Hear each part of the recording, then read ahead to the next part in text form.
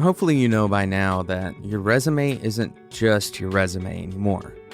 There's so many other things that matter on top of your resume that go well beyond just that piece of paper that you send to your potential employer, or maybe a PDF.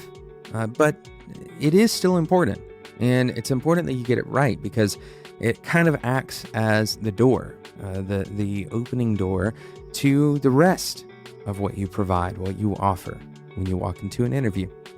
My name is Jonathan Cottrell. My goal on this show is to help driven developers become better at what they do so that that developer can work in a position or with a company or start a company even that has a positive impact on the people that come in contact with it.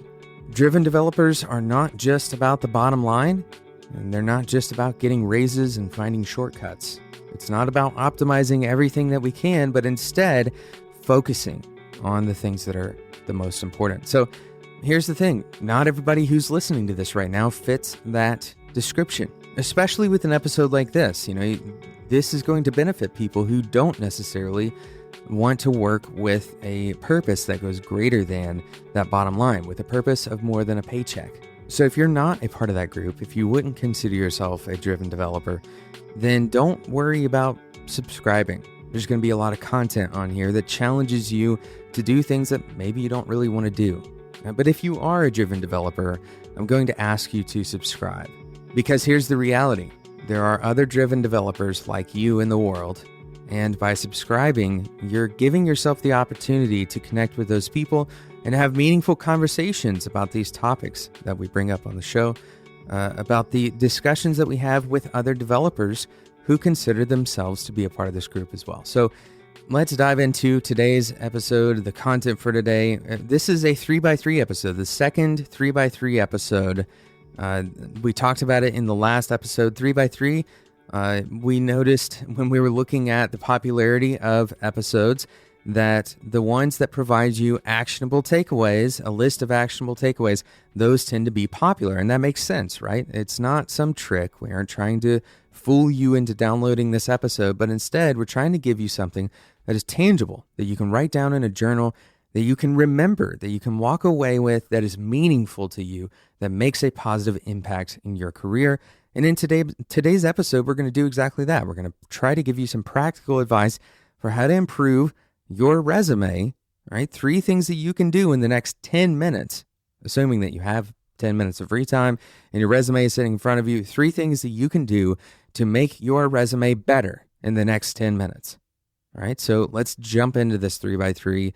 But first, we need to talk about today's sponsor. We mentioned on the last episode, we're going to take a moment to thank today's sponsor before we jump into these 3 items.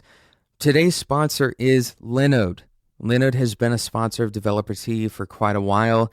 They are supporting driven developers just like you who want to build useful things. That's why they provide you with such an excellent value, and they're providing you with a lot of horsepower.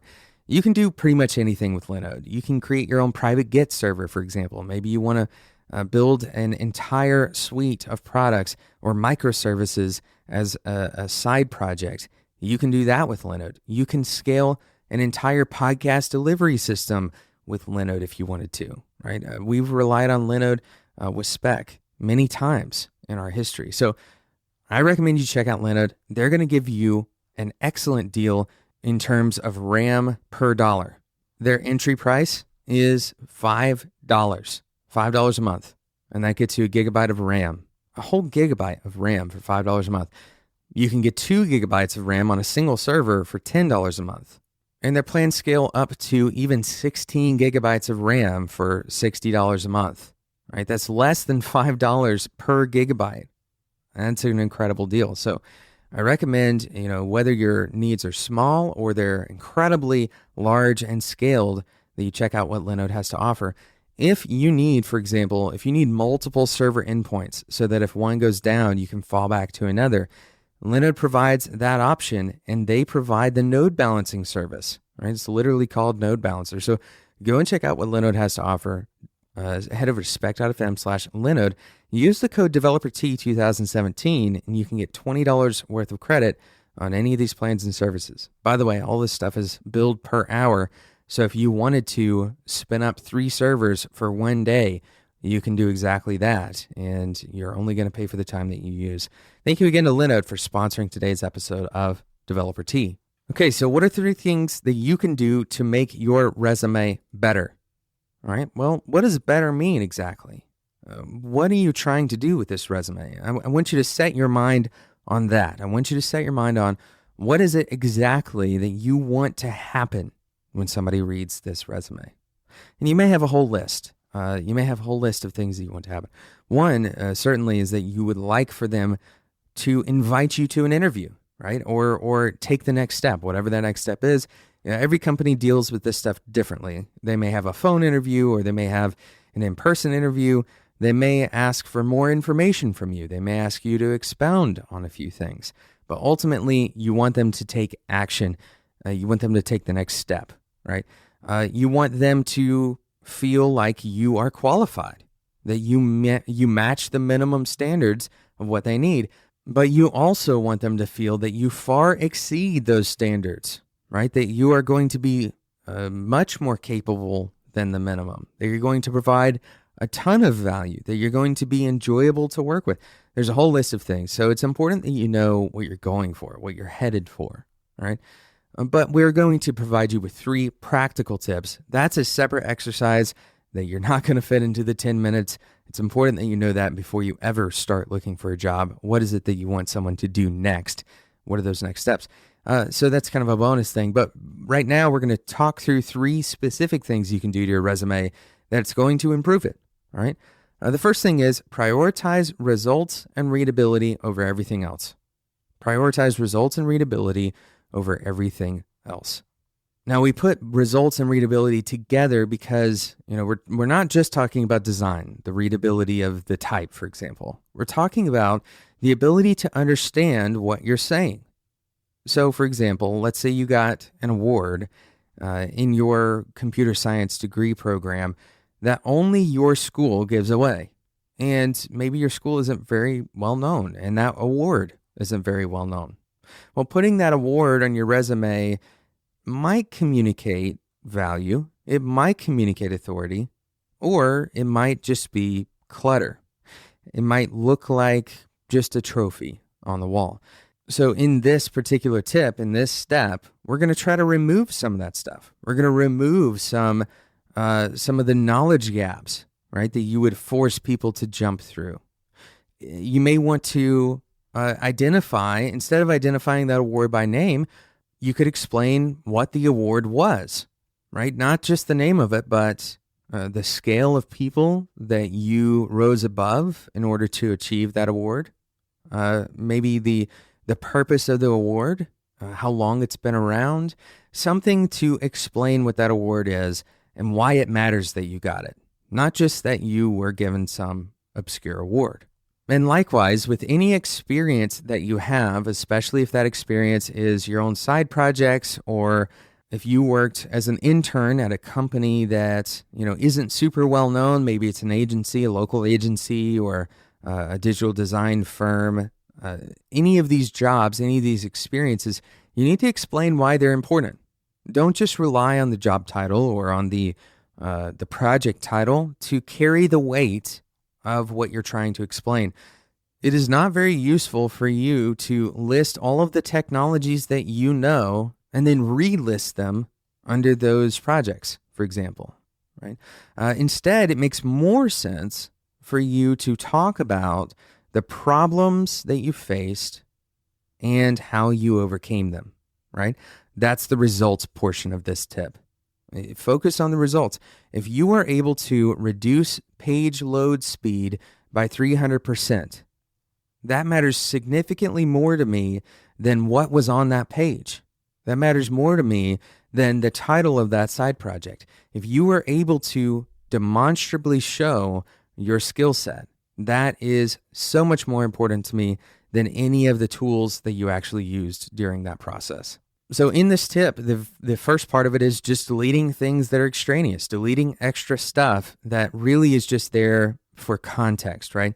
Remove that and try to get to the highest impact, fewer things that you can. If you have, for example, more than 3 items on your experience list, then try to imagine how that resume is going to look if you were to reduce it to the 3 most important things. A heuristic is a single page. If you can't fit your resume on a single page and make it comfortable to read, right? Don't try to slam it into a single page. Instead, cut stuff out until it naturally fits and it's readable.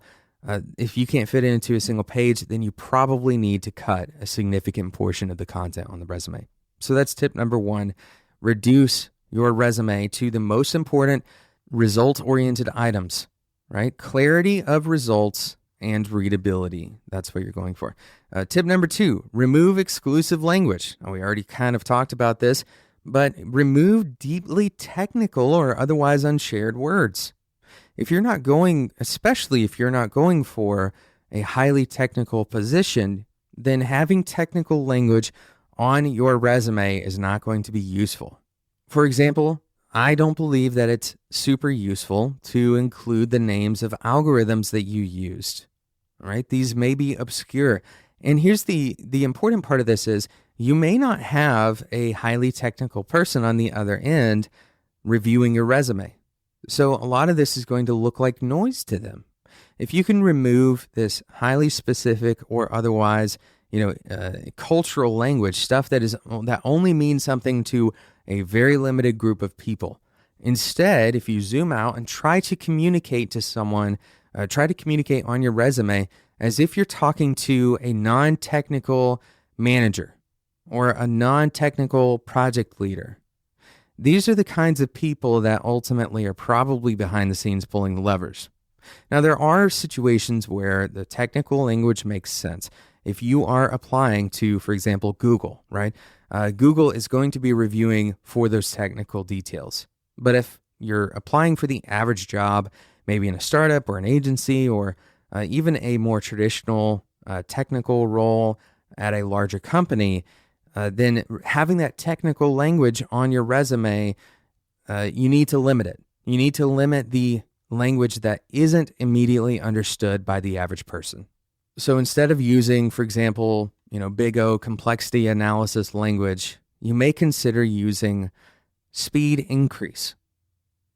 Everyone pretty much understands a 3x speed increase rather than saying that you optimized from linear to log time, right? That's not going to be immediately clear to someone else who's reading this who isn't technical. And even for some technical people, it may not be clear. So understand your audience and try to match the tone for that audience. Don't try to use technical language to prop up your authority in the space. It's going to cause eyes to glaze over. It's not really a useful technique of communication. The third and last piece of this, and this may go beyond your 10 minutes, but if you have this defined, then you certainly can incorporate this into your resume. Write your personal mission statement and introduction letter. I want you to rewrite these. Now, you could argue that this isn't totally about the resume, but at the very top of your resume, you need to explain why this resume even exists. Why are you even going for this position? Why do you care about development? Now, this should only be 1 or 2 sentences. Don't write a whole paragraph on your resume because you need that space for other stuff, right? But make sure that you state some kind of value-driven statement at the top of that resume. That's thing number 1. Thing number 2 is this rewriting your introduction letter. This letter needs to be personal. If your letter starts with, "Hello, sir," or "Madam," that's probably not a tailored letter to me, right? It almost looks like spam. So if you introduce yourself with a tone of spam and you're looking for a job to work with me, then I'm probably not very motivated to even care about what you have to say next. If instead you connect personally, right? Go and understand who it is that you're sending this letter to. That's kind of how letters work, right? If you don't know who you're sending the letter to, then the letter becomes ambiguous and ultimately it's going to get ignored. You're sending it to no one.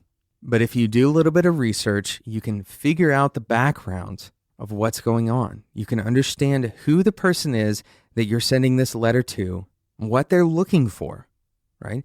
They're looking for someone to fill this position, what they're looking for. And you can write this letter from the position of your personal values. Why do you care?